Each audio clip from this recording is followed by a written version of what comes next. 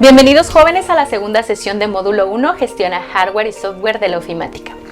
El día de hoy daremos un pequeño repaso a los elementos de una computadora, pero primero para la actividad 2.1 van a contestar con sus propias palabras las siguientes preguntas.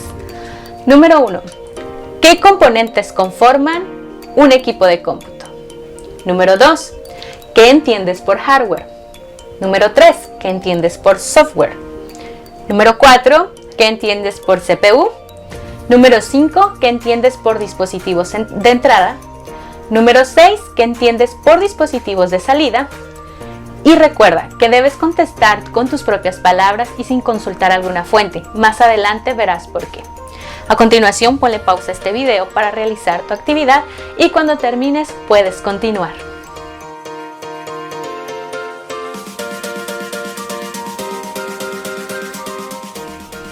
¿Hecho? Bueno, continuemos. Como te decía, vamos a hablar sobre los elementos de una computadora. ¿Pero qué es una computadora? Bueno, una computadora es una máquina que está diseñada para facilitarnos la vida. ¿Lo recuerdas? En muchos países se le conoce como computador u ordenador, pero todas estas palabras se refieren a lo mismo. Esta máquina electrónica nos permite desarrollar fácilmente múltiples tareas que ahora hacen parte de nuestra vida cotidiana, como elaborar cartas o una hoja de vida, hablar con personas en otros países, hacer presupuestos, jugar y también navegar en Internet. Los elementos que integran a una computadora es el hardware y el software.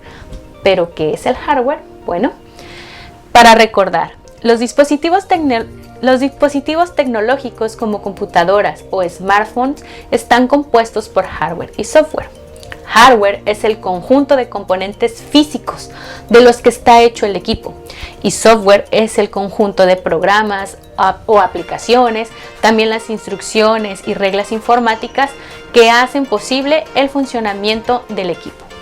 Para más fácil, el hardware es la parte tangible, es decir, todo lo que puedes tocar de una computadora.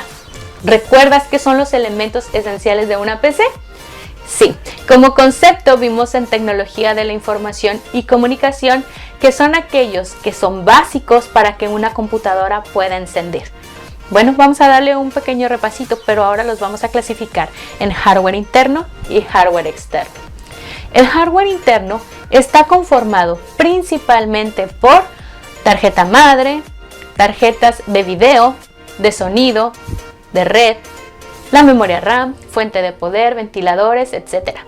Hablemos del gabinete, chasis, carcasa o caja. Este contiene los componentes internos, como la fuente de alimentación, la tarjeta madre, puertos y cables, la unidad de procesamiento central, ¿te acuerdas cuál es?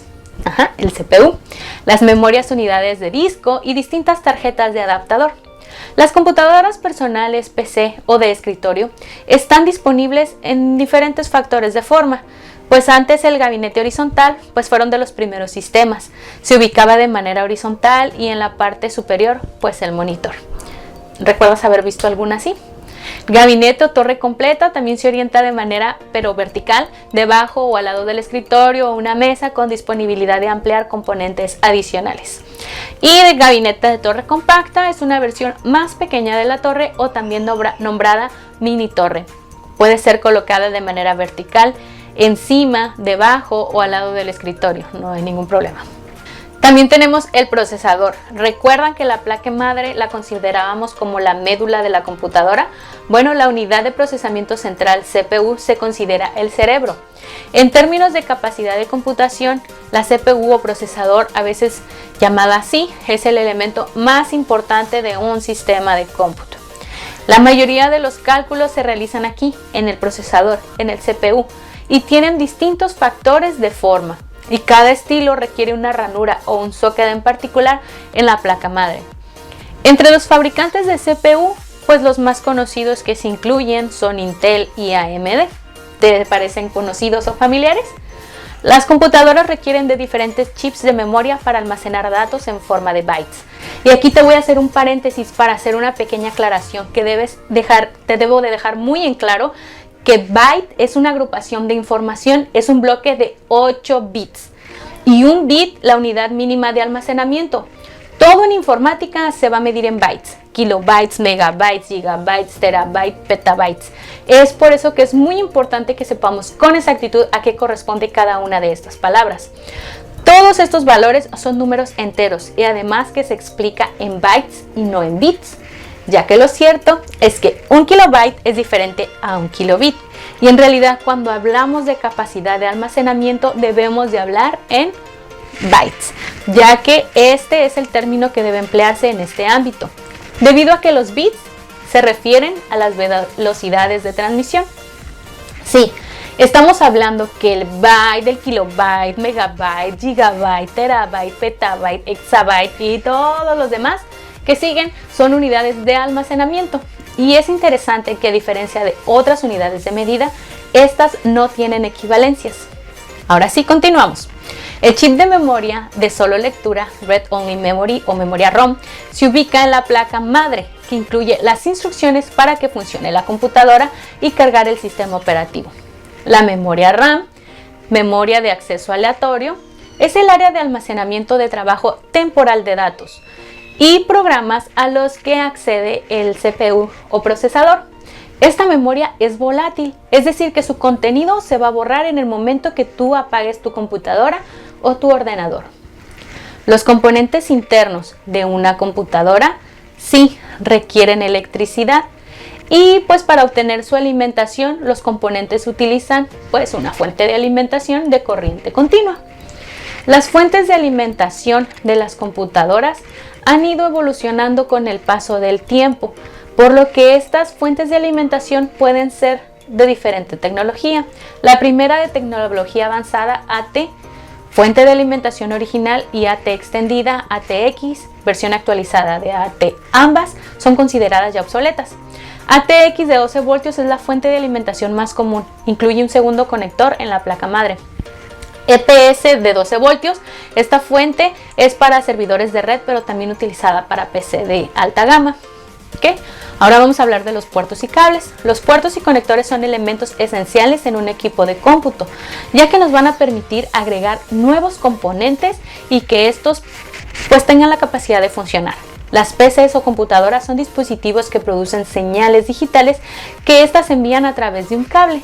Existen diferentes tipos de puertos y conectores, como el conector USB, el conector Thunderbolt que conecta memorias USB o incluso teclados, mouse o la impresora, el conector Firewire, conector AT Keyboard y PS2 que conecta el teclado, conectores de audio, micrófono y bocinas, conector VGA, Video Graphics Array Monitor, conector DVI, Digital Visual Interface, conector HDMI, High Definition Multimedia Interface. La tarjeta madre, o también conocida como la placa de sistema o placa principal, es la médula de la computadora y es una placa de circuito impreso. Esta placa contiene los buses o rutas eléctricas para la interconexión de los componentes eléctricos de una computadora. Existen tres formas comunes de placa madre. La tecnología avanzada extendida, ATX, este es el factor de forma más común en la placa madres. El gabinete ATX alberga los puertos integrados de entrada y de salida en la placa madre ATX estándar. La fuente de alimentación ATX se conecta a la placa madre mediante un conector único de 20 pines. También está la micro ATX, que es un factor de forma más pequeño que está diseñado para proporcionar compatibilidad con versiones anteriores de ATX. Las placas micro ATX a menudo utilizan el mismo conjunto de chips de puente norte y puente sur y los mismos conectores de energía que las placas ATX de tamaño normal. Por lo tanto, pues podemos utilizar muchos de los mismos componentes. Generalmente las placas micro ATX pueden admitir los gabinetes ATX estándar. Sin embargo, las placas micro ATX son mucho más pequeñas que la ATX y poseen menos ranuras de expansión. Las ITX, el factor de forma ITX adquirió popularidad debido a que es muy pequeño. Existen muchos tipos de placas base ITX, sin embargo la mini ITX es una de las más populares. El factor de forma mini ITX utiliza muy poca potencia, por lo que no se necesitan ventiladores para mantenerlo refrigerado. Las placas base Mini y TX solo tienen una ranura PCI para las tarjetas de expansión. Una PC basada en un factor de forma Mini y TX se puede utilizar en lugares en los que no es conveniente tener una PC o un ordenador de gran tamaño o un ambiente en el cual la PC debe hacer poco ruido.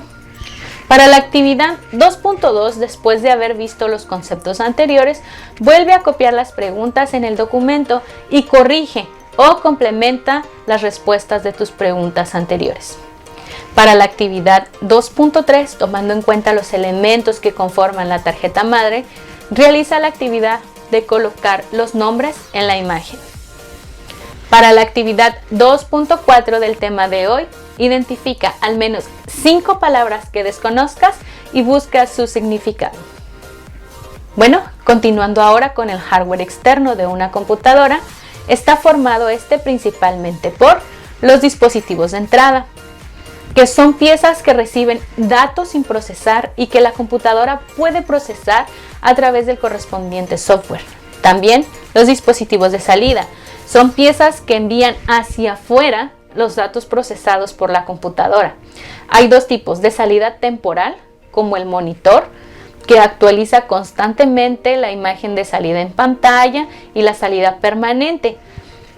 Tenemos también los dispositivos periféricos. Son la mayoría de los dispositivos de entrada y de salida porque se consideran componentes de hardware externo, no esenciales porque la computadora puede funcionar sin ellos. Por ejemplo, parlantes, bocinas, cámara web, teclado, micrófono, impresora, escáner, mouse, entre otros.